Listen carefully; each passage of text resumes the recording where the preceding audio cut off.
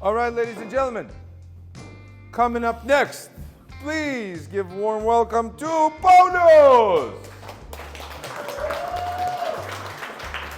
Labas. Labas. Aš kažkaip net nepersijungiau į lietuvių kalbą, pas mane būna tas switchas toksai. Nieko tokio, viskas gerai. Tai yra ponas, kuris išskalbė mano užpakalį krepšinio aikštelėje ir dabar mes galėsime pasikalbėti apie rimtus dalykus. Pauliau, papasakok apie save. Labai buvo geros istorijos, visų klausiau labai įdėmiai.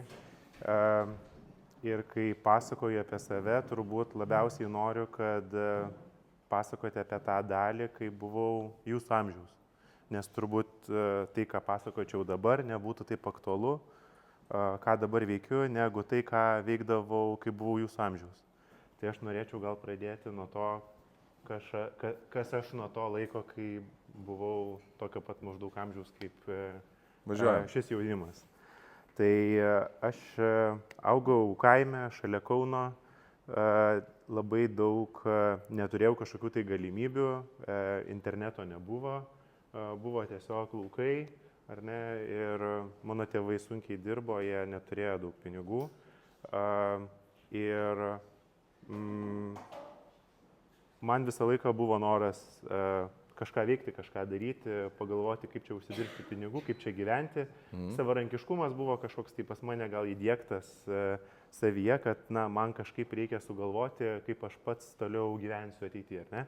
Ir paauglystėje būna toksai noras, turbūt, kad jūs pasąmoningai galvojat, ką čia dabar veikti reikės, kaip čia reikės toliau gyventi. Labai daug baimių visokių tave užplūsta.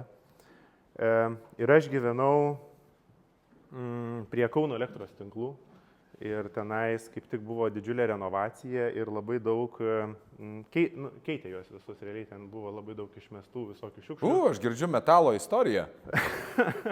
ir tenais buvo toksai šiukšlynas ir mes radom vario laidus, ar ne, bet juos reikėjo deginti.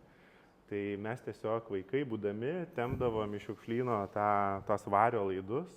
Bet jų priduoti nebuvo galima, nes reikia išdeginti tą gumą. Taip. Tai mes naktimis degindavom tą dugumą ir... Skamba kaip sveikas dalykas, kurio gali užsiimti. Jo, tikrai sveikas. Jūs tuo metu turėjote suopratį apie daleles, kurios... Ne, nebuvo. Ten buvo toksai labai didelis noras būti savarankiškam. Iš tiesų tai svajonė buvo turėti dviratį.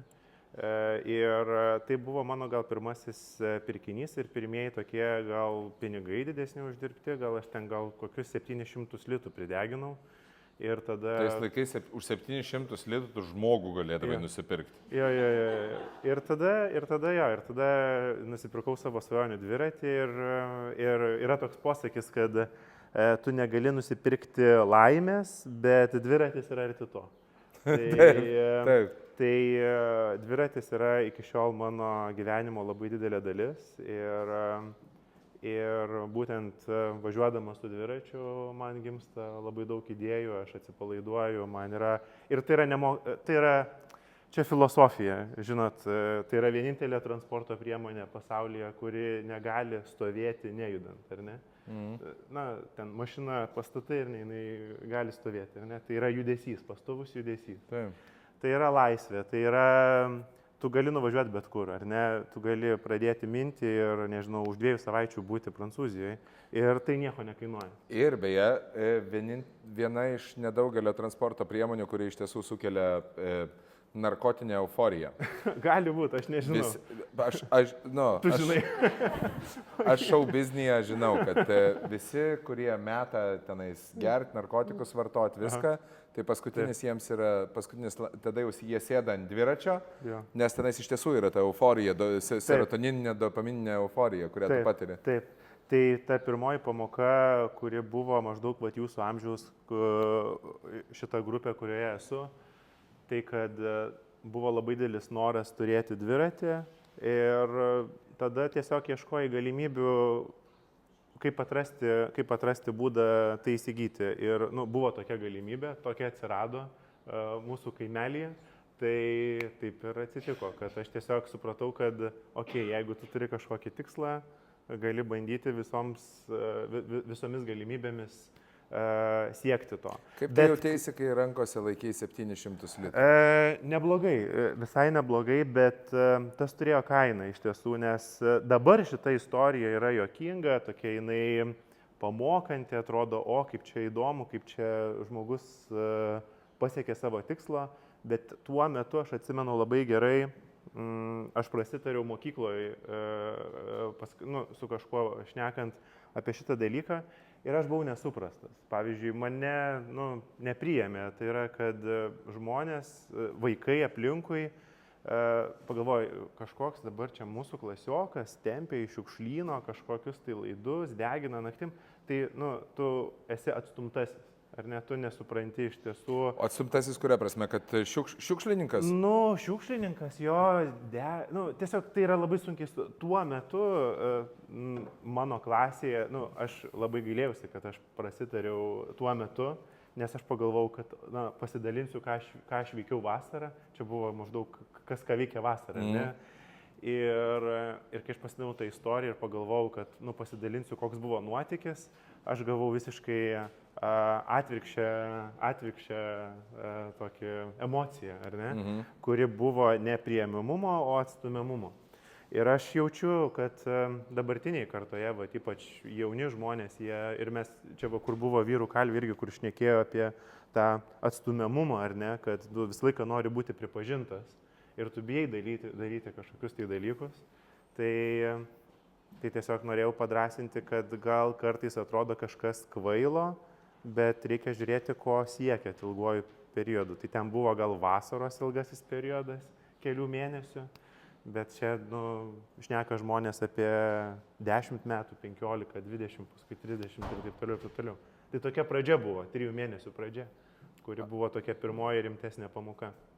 Čia yra įdomus reikalas dėl to pripažinimo, nes pas mane, pavyzdžiui, irgi visą laiką buvo, jeigu jūs norite visą laiką gyventi ant to tipo, kad žmonėms jūs patiktumėt, tai jūs galite tapti komikais, nes čia yra tipo išeitis.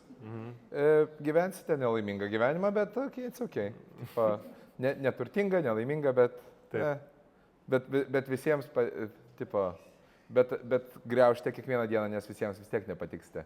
Dabar nėra būdo visiems patikti. Ir jeigu visiems patinki, kažką darai blogai, vadinasi, pas tave viskas toje vaisi į apačią. Taip, nes tu nepušini. Daug streso turėtų būti. Taip. Reikia suprasti auditoriją, išgyventi ją, tai čia pakankamai rimtas darbas. Tavo biznis deginti laidus, jisai pirmą kartą tau suteikė tą momentą, kur tu stovėjai su pinigais rankoje ir supratai, kad jie tau gali nupirkti tu gali su jais nusipirkti laimingą akimirką. Jo, aš neatsimenu, kiek man metų buvo, gal man buvo, neatsimenu iš tiesų, tikrai aš buvau ten gal 14 metų, 13, neatsimenu. Ir taip, paskatino dirbti, paskatino norą, kad reikia kažkaip galvoti, kas toliau. Bet buvo Lietuvoje tuo metu tokia situacija, kad tiesiog paaugliai neturėjo galimybės dirbti. Pavyzdžiui, nežinau, dabar Norvegijoje visur yra moksleiviai įdarbinami. Tai yra, kaip ir valdžios ar ne institucijos tam tikra prievalė, kad jie turi galimybę vasarą visur dirbti įvairiose ir užsidirbti pinigų. Ir tai yra bendruomeniškumo įtraukimas, ar ne? Pas mus tuo metu Lietuvoje to nebuvo. Ir aš atsimenu, vartydavau laikraščius ir ten būdavo visokie stogdengių padėjėjai, ten ir skambindavau vaikiškų savo balsų ir sakydavau, kad aš noriu ateiti pas jūs į darbo pokalbį. Ir visi paklausdavo, kiek man metų ir aš tiesiog aš labai gaudavau daug ne. Ar ne? Kaip vaikas, kaip paauglys, kuris norėjau tiesiog kažką veikti, kad duotų kažkas kastuvą ir už tai užsidirbti. Labai daug, aš iš tiesų gavau turbūt tą ne iki 18, kol suėjo pilnametystė ir kol legaliai galėjau kažką daryti. Ir tada perėjau labai daug darbų. Buvau Švedijoje mėsos fabrike, buvau barista Bristolyje oro uoste, skyniau braškę Škotijoje. Klasika. Klasika šiaip jo. 3 savaitės išbuvom, paskui pabėgom. Mėgsti braškės? Šiaip mėgstu ir vaikas labai mėgsta, bet ta patirtis tokia įdomi. Bet gauni dar tų naktį flashbackų, kur tipo... Ne, gal flashbackų, ne, aš viską priėmiau, aš visus tuos darbus priėmiau iš tiesų kaip klaidą. Nu, tai yra labai įdomu. Iš vienos pusės tu supranti, kad tu nenori sieti su tuo savo ateities, bet tai yra labai įdomu. Nu, tai yra žingeidu, tu kaip tyrėjas eini atvirom rankom ir žiūri, kas bus, ar ne.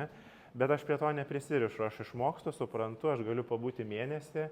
Ir aš taip iš tiesų daug šokinėjau, iš labai daug ten gal, sakau, perėjau per kokius 8-7 skirtingus darbus.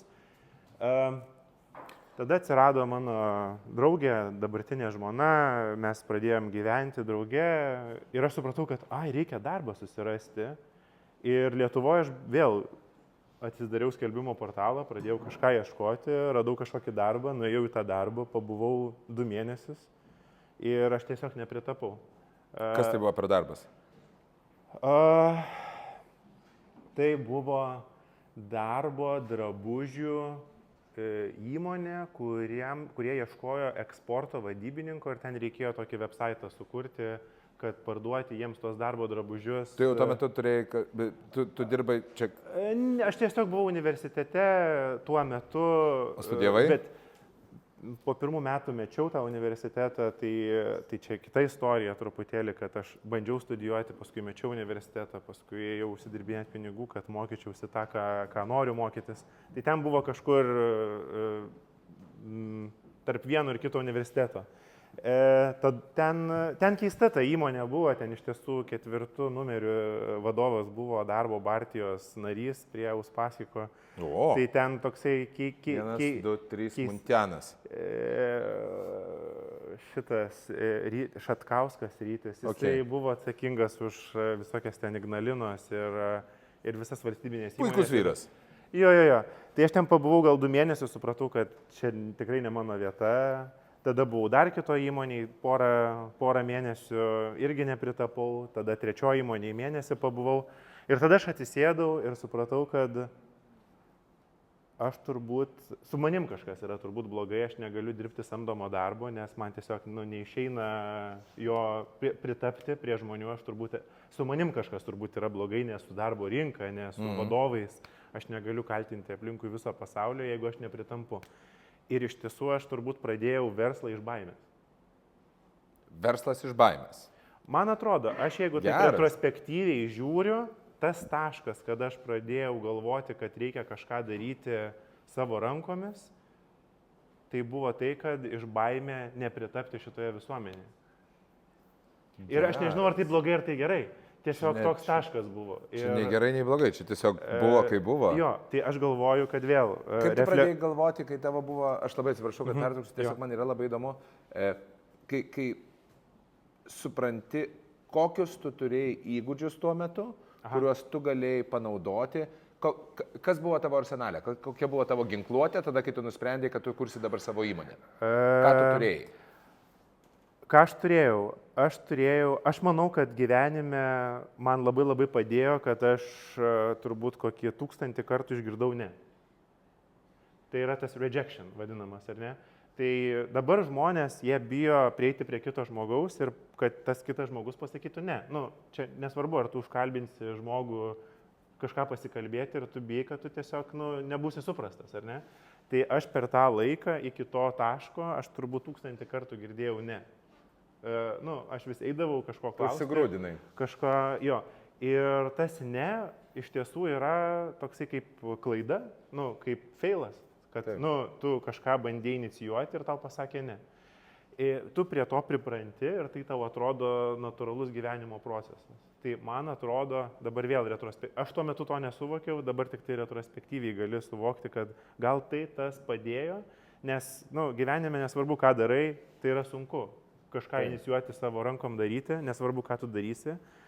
Ir jeigu tu neturėsi to užsigrūdinusio savyje to atsparumo, tai ten yra kažkoks tai laikas turbūt, kada tu vėl numesi. Tai. Kas tai buvo per biznis?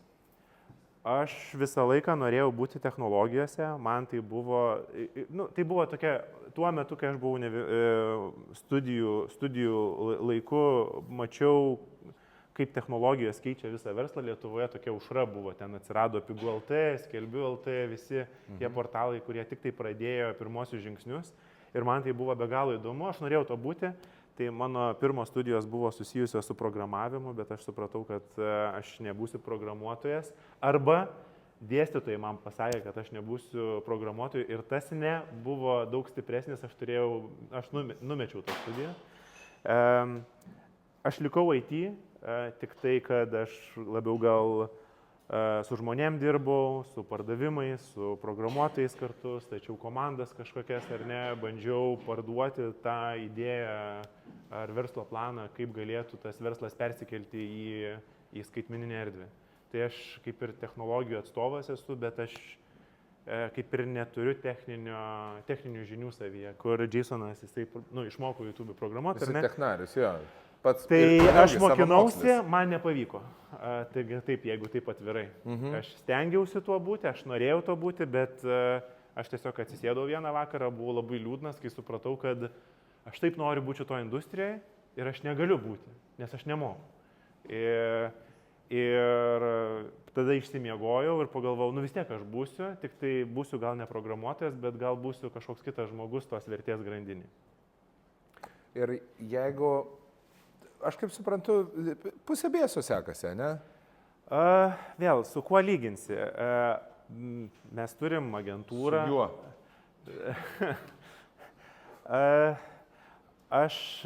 Mano pačio ambicija yra truputį toliau, ar ne? Aš jaučiuosi, kad aš esu įpusėjęs. Tarkim, jeigu 15 metų aš versle, tai aš manau, kad man dar trūksta 15 metų.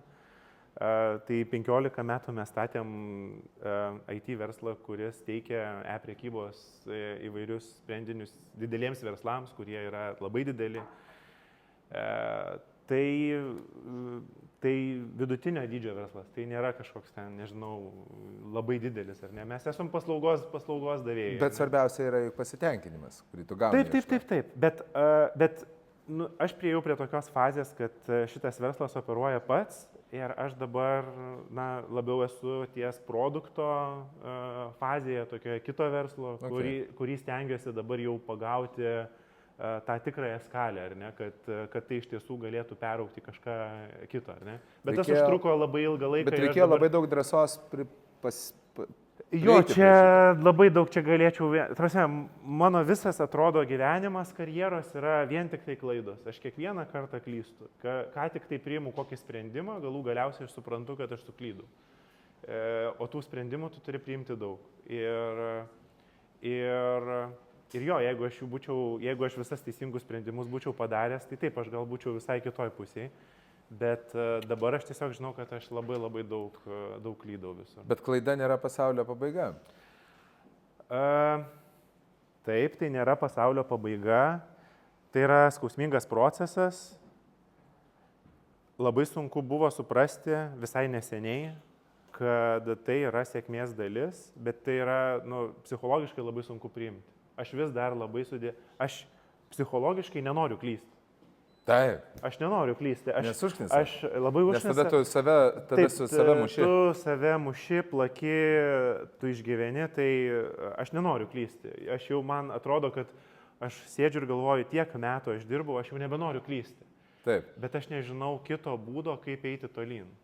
Jeigu būtų vienas dalykas, kurį galima būtų savo 15-16, dabar retrospektyviai patarti, nuo kurio galima būtų atsispirti ir eiti teisingą linkme, bent jau iki kitos klaidos, yra toksai dalykas, kurį galima būtų vieną dalyką, kuris nukreiptų. Ką išsinešti iš tos, ką pasakyčiau savo 15-mečiui? Jo, tai suformuluokime. Ką pasakyčiau savo 15-mečiui? Nesakyk niekam apie laidus, vienas. Ne. Savo 15-mečiui aš pasakyčiau, kad viskas bus gerai.